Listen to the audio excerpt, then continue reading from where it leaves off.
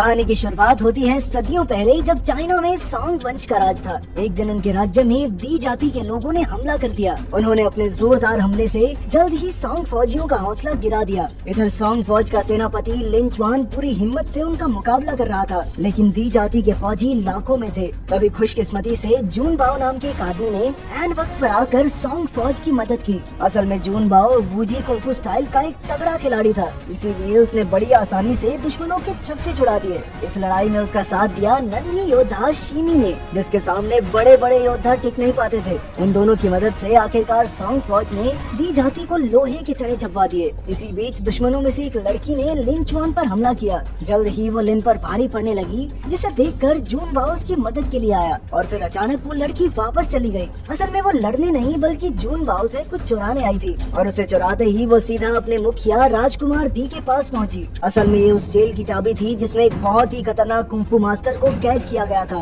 दरअसल ये पूरा युद्ध असल में इस चाबी को चुराने के लिए ही किया गया था। जैसे ही ये चाबी राजकुमार के हाथ लगी, वो तुरंत अपनी फौज लेकर वापस लौट गया। लेकिन जाने से पहले दो दुश्मनों ने शीमी को अगवा करने की कोशिश की, और तभी जून बाओ ने शीमी की चीखें सुन ली और वो तुरंत घोड़े पर कूद कर उसे बचाने के लिए रहस्यमय जंगल की ओर निकल पड़ा। उधर दुश्मन जैसे ही जंगल में पहुँचे तो अचानक उनके घोड़े डर गए और उन्हें जमीन पर पटक कर दूर भाग गए। तभी उन्हें एहसास हुआ कि आसपास एक विशालकाय जानवर घूम रहा था। वो दोनों चौकन्ने हो गए, पर अचानक एक फौजी जमीन में धंस गया। तभी दूसरे ने मुड़कर देखा कि उसके सामने एक बहुत बड़ा कीड़ा खड़ा था। कीड़े ने तुरंत उस पर हमला कर दिया, और तभी सही मौका देखकर जून बाओ शीमे को बचाने आ पहुंचा। अब उसने जानवर से लड़ने की कोशिश की तो अचानक कहीं से एक लड़की कूद पड़ी और उसने जानवर को शांत किया। उस लड़की का नाम यूइर था, और उसने बताया कि ये रहस्यमयी जीव इस जंगल पर राज करता है, इसीलिए जून बाओ को बिना इजाजत के नहीं घुसना चाहिए था। पर जून बाओ शीमे को बचाने के लिए यहाँ पर आया था, इसीलिए यूइर ने उन्हें जाने दिया। उधर शहर में लिन च्वान एक मंत्री से और फौजियों और हथियारों की मांग करने लगा, लेकिन मंत्री ने कहा कि उन्हें ऐसा कुछ नहीं मिलने वाला। लिन ने उसे समझाया कि चाहे वो आज जीत गए, लेकिन इतनी कम फौज और हथियारों से शहर की रक्षा करना नामुमकिन है।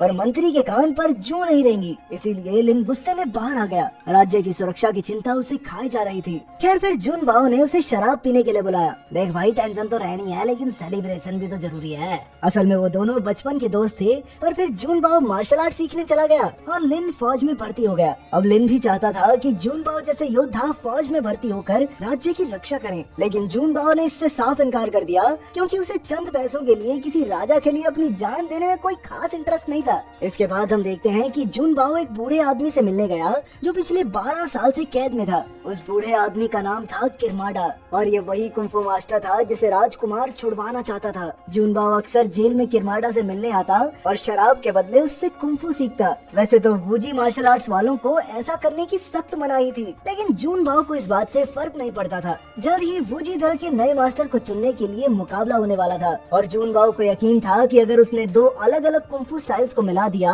तो मुकाबले में उसके सामने कोई नहीं टिक पाएगा। आखिरकार मुकाबले का दिन भी आ गया और एक योद्धा ने सभी विरोधियों को हरा दिया। अब वो वूजी दल का मास्टर बनने ही वाला था कि अचानक जून बाओ वहाँ आ पहुँचा। अब जून बाओ ने उस योद्धा से मुकाबला किया और अपने नए कुंफू स्टाइल से उसे चित कर दिया। खैर उसके गुरुओं को ये तकनीक पसंद नहीं आई और उन्होंने जून बाओ को चेतावनी देकर कहा कि आज के बाद इस तकनीक का इस्तेमाल ना करे। पर जून बाओ ने कहा कि इंसान कोई भी तकनीक सीख सकता है, क्योंकि कोई भी तकनीक अच्छी या बुरी नहीं होती। जरूरी ये है कि उस तकनीक को इस्तेमाल करने वाले की नीयत साफ होनी चाहिए। लेकिन उसके गुरुओं के लिए उसूल और नियम सबसे ऊपर थे, इसीलिए उन्होंने मुकाबले का रिजल्ट निकाला ही नहीं और सब वहाँ से चले गए। बाद में जून बाओ शीमे के साथ खेलने लगा, पर अचानक उसका चेहरा सफेद पड़ गया। उसे एहसास हुआ कि किरमाडा की जेल की चाबी गायब थी। इसके बाद हम यूर को देखते हैं जो बहुत गुस्से में थी। असल में वो किरमाडा की बेटी थी और उसके कैद में होने की वजह से यूर को ही वहाँ की गद्दी संभालनी पड़ी। खैर अभी अभी उसे खबर मिली थी कि उनकी जाति के लोग छिपकर दी जाति का साथ दे रहे हैं। तभी अचानक राजकुमार दी की सेना वहाँ आ गई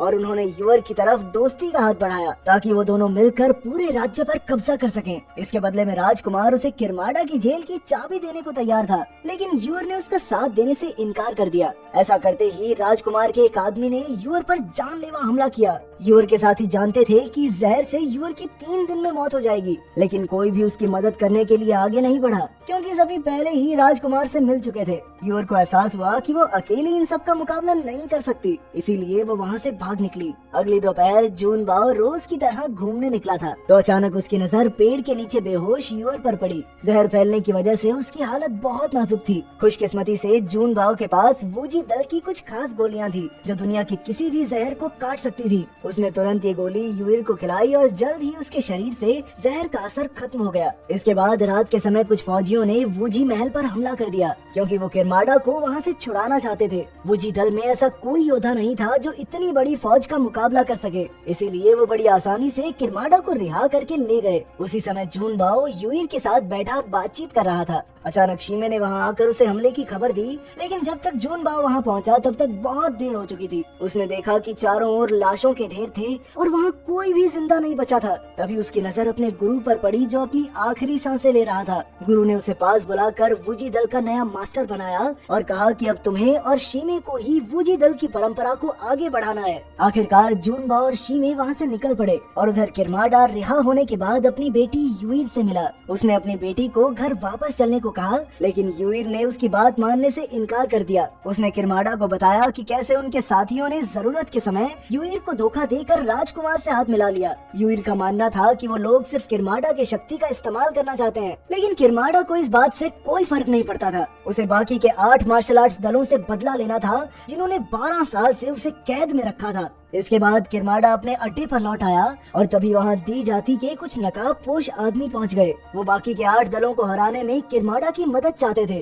और अब किरमाडा उन्हें इनकार भी किस मुंह से करता। आखिर उन्होंने ही तो उसे जेल से छुड़वाया है। लेकिन किरमाडा ने अचानक अपनी तलवार से उस आदमी पर वार किया और उस आदमी ने बड़ी आसानी से तलवार मोड़ डाली। उधर जून बाओ भी अपने साथियों और गुरु की मौत का बदला लेने के लिए बाकी के 8 दलों के गुरुओं से मिलने पहुंचा, लेकिन किसी ने भी उसकी बात का जवाब नहीं दिया। असल में उन सबको किरमाडा ने पहले ही मार डाला था और अचानक से वो जून बाओ के सामने आ गया। उसे देखकर जून बाओ गुस्से से भर गया और दोनों के बीच जबरदस्त लड़ाई शुरू हो गई। आखिर में जब जून बाओ हारने ही वाला था तो ऐन वक्त पर यूर ने वहाँ आकर किरमाडा को बताया कि जून बाओ ने ही उसकी जान बचाई थी। ये सुनकर किरमाडा ने उसे छोड़ दिया और जैसे ही वो जाने लगे तो अचानक नकाबपोश आदमी ने उसका रास्ता रोक लिया।